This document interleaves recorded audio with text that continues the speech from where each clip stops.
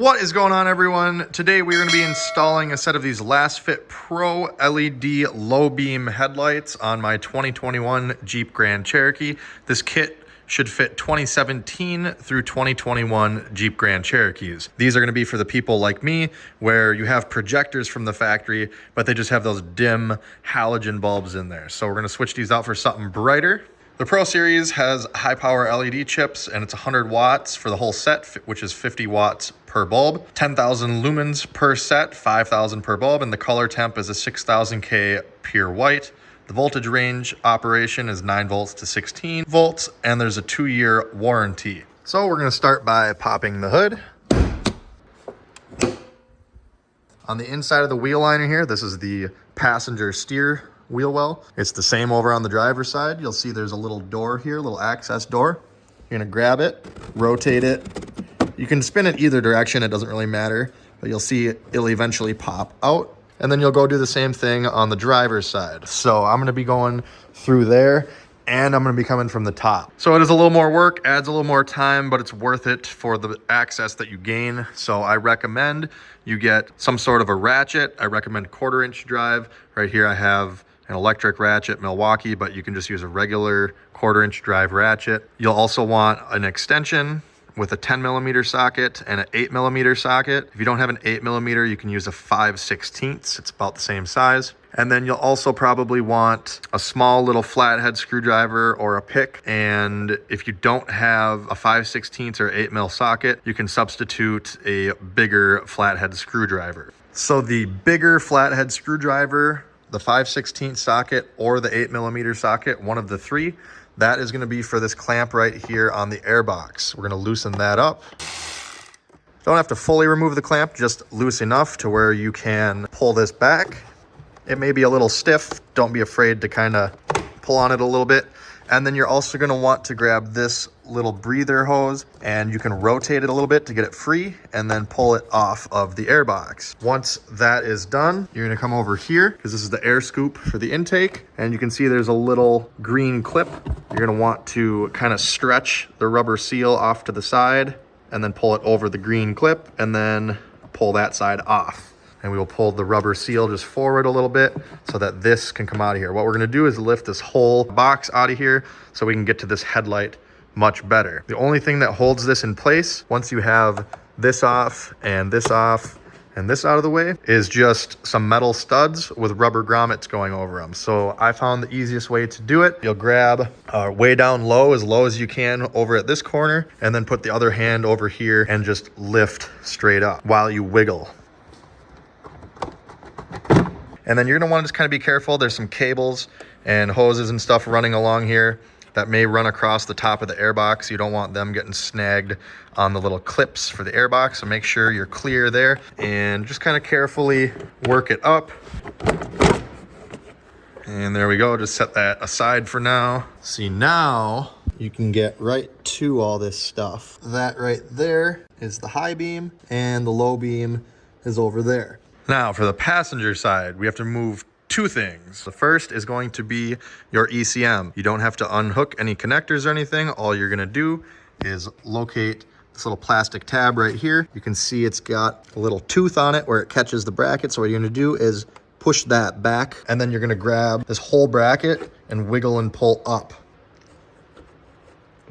All right, there we go. So once it's pulled up, you can pull it away from the bracket. This is gonna allow you to kind of just move it out of the way a little bit. And then the 10mm socket I mentioned, and the ratchet and the extension, is gonna be to remove these two 10mm bolts. This is your coolant reservoir. You can actually reach underneath to grab this. There we go. And then this one's nice and easy to get at. All you're gonna do is shove and wiggle towards the back of the Jeep a little bit and lift up. There we go. So you can kind of rotate this a bit. You want to be very careful, obviously. You don't want to snap. These are just plastic ports that come out of the reservoir into the hose. So you don't want to force anything. You know, you can feel that it's free and you can just kind of move it around a little bit, not a lot. I just kind of tilt it to the side and push it over towards the driver's side a little bit. And then this ECM bracket here, same thing. You just move it around as needed. You don't want to do any hard yanking on it or anything. You do have electrical connectors hooked up. So this is just to loosen everything up so you get a little bit of leeway to get better access to the bulbs. And coming through the fender here, you can see the low beam, there's that rubber boot. So I'm actually gonna reach down from under the hood and you'll see there's two little rubber ears right here on the factory dust cover. You want to grab one of those to pull it off, or you can grab around the edge here and just pull straight away from the headlight assembly. And there we go. There's your low beam bulb, the factory one. Do not disconnect the electrical connector before you pull the bulb. If you drop the bulb down in there and the connector is not hooked up to it, you're not going to be able to retrieve the bulb without pulling the entire headlight assembly. I'm going to reach up in there and we're going to rotate the bulb counterclockwise. Once you rotate it counterclockwise enough, it will become loose and you can pull it out of there. Here we are on the top side now, low beam bulb right there. What we're gonna do is just carefully pull this tab back. Don't pull it really far, but just enough to clear. There's a little tab right there on the bulb. So we're gonna pull this back and just slide the old bulb off of there. So that is the passenger low beam removed. We're gonna repeat the same steps on the driver's side. Just pull the rubber dust cover boot off. Leave the connector hooked up until the bulb is removed. Rotate bulb counterclockwise, put the tab back, and slide the old bulb off the factory connector. Then we have our LED bulbs with the new dust caps with fans built in. If your bulbs come with a little plastic protector cover over the diode right here, make sure you pull that plastic part off. That is just for shipping so they don't get damaged. So just like a factory bulb, you'll have a couple of different tabs here. There should be 3 little tabs on the mounting surface of the bulb going around. And you'll see it's kind of hard to notice, but this one right here is a little bit bigger than the other two. So you need to line up the big one with the bigger slot in the projector headlight housing. You can see there's 3 slots in this housing right here. Line up the bigger tab on the bulb with the bigger slot. Make sure once you get those lined up, you push the bulb nice and flush up against the headlight housing, and then you'll rotate it clockwise to lock it in place. There we go. Got it rotated clockwise into position. What we're gonna do is take the factory connector down here, which has this little tab on it, and plug it in to this. It's just gonna push together. There's no alignment tab in here, so the factory connector will plug into this 2 different ways. So we're gonna try it one way. If it doesn't work, we'll have to disconnect it, flip it over, and plug it back in. And we'll turn our headlights on to the low beam. And you'll see it's not working right now. So what I have to do is disconnect it, flip the connector over 180 degrees, and then reconnect. And now you'll see a bright bulb. The fan on the bulb itself is working, and the fan on the dust cap is working. So now that everything is verified to be working, we need to take and stuff all the wiring and the connectors into the headlight housing here. That way we can get our dust cap on.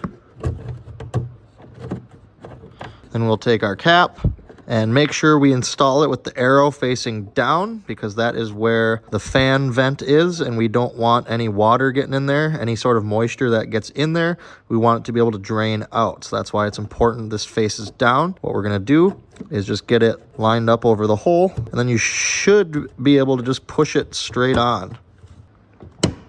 Just like that. And if you want, if you're having troubles getting this thing on, you can go ahead and just snap it into place and then run your finger around the outside. Make sure that the lip of the dust seal is in fact going all the way around. And then you can rotate it if you need the arrow to be adjusted. And there we go. The cap is pushed on and rotated to the correct position. Now we're gonna repeat all the same steps we just did on the passenger side here on the driver's side. Once we are done there, we're pretty much done in the wheel well here, so we can go ahead and note the cutouts here on the top and the bottom that we will line up our little dust cap with, and we're gonna push on it and rotate it about 90 degrees. That way the tabs are offset from where these are. You need to make sure to push nice and firm when you're rotating.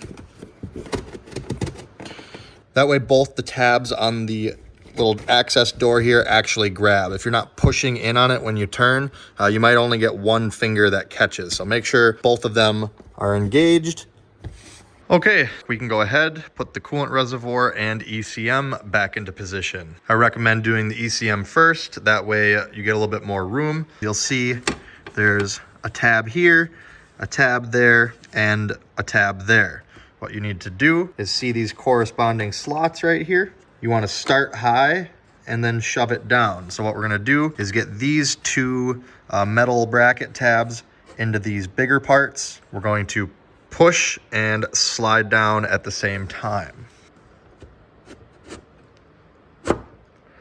There you go. If you've done it successfully, it should go down far enough to where this plastic tab locks into place again over the metal bracket. Because it's held in place just with clips, it does have a little bit of play even when properly installed. So don't worry if it does this, that's fine. We're all good there. Coolant reservoir. There's that one bolt right down there. Has a little shoulder on it. So between the shoulder of that bolt and this bracket right here, so right on that bolt shoulder right there is where that plastic part of the reservoir with the little notch is going to ride. So we're carefully gonna wiggle this. Again, be very careful not to break anything. It is just plastic. You get that reservoir notch up onto that bolt shoulder. And then you'll have to get this tab underneath the little weather seal and pull towards you forward. I recommend starting this bolt first because this one can be a little tricky since it is recessed. And just like the removal of this bolt over here, I find that reinstalling it is also easier if you put the thumb through here and come from the bottom side with your finger. That kind of helps you keep it from dropping it down and losing it in the engine bay. Then we'll use our 10mm again to tighten these two up. Just needs to be snug, doesn't have to be anything too tight. You don't want to snap them or strip them out. And now we can reinstall the airbox. So basically we need to get this post right there, that metal one, and the one down there lined up with the two grommets right there. And then we also have a grommet right there on the front side that is going to line up with this little plastic dowel right there. So what I'm gonna do is just kind of set it into position how it needs to be. And you're not gonna wanna force anything, you're just gonna wanna be nice and gentle. Again, watch these cables and wires down here, especially since we were just in there messing around. So mainly what you're gonna wanna watch for when you're putting this back in is you'll want to kind of pull this back so you clear that. You wanna watch to make sure that this goes over the top of this once it gets low enough, and you don't wanna get caught up on this. Also, the airbox can catch on the AC line here. So just kind of look at the perimeter. If you're not able to go down or whatever, it's obviously because you're hitting something. So just take your time, look around, don't force anything. All right, now we're at this point right here where this is down far enough to where it's actually resting on this seal. And you can see that the grommet here is lined up with that little dowel. Come over here, pull this guy up and over, or at least in front of the scoop. So it's not in the way, not underneath it anymore. Okay, and then everything here is lined up. And then you can just go ahead, give it a gentle wiggle and push down. And there we go. There's not really a snap or anything. You'll just physically feel it go down. And if it's not seated correctly, this stuff won't line up. We got to hook up the pipe here. This is why I recommended the small flathead screwdriver. It's going to help you by running this around, so it's a little easier to get it on. Go ahead and slide the clamp into position. You'll see there's a little slot right here that's going to go over this, and then there's a notch right here that's going to go around that. There we go. You can go ahead, use the flathead, the 8mm or the 5/16, and just snug this up. You don't want to reef on this thing. It just needs to be snug. You don't want to strip out the clamp. That's it. We'll then take our PCV hose and just push it right back on to that plastic port. It's as easy as that. And then coming back to the weather seal here, you'll see I got about 3 of these that came off. So how we're gonna put these back on is you wanna have it go in the direction of the seal, stretch it over the one end till it catches, stretch it back to the right the opposite way, and then push down and let it go back. And you should see it's fully hooked up. And we are all done. Make sure to grab all of your tools out from under the hood before you close it. There we go. Much brighter improvement over factory. So that is gonna do it for this video. Like I said, I will post product links and coupon code down in the video description if you'd like to purchase these online. If this video helped you out, make sure you hit that like button, comment down below with any questions. Check me out on all my socials and check out my other videos here on YouTube. As always, thanks for watching. Have a great day.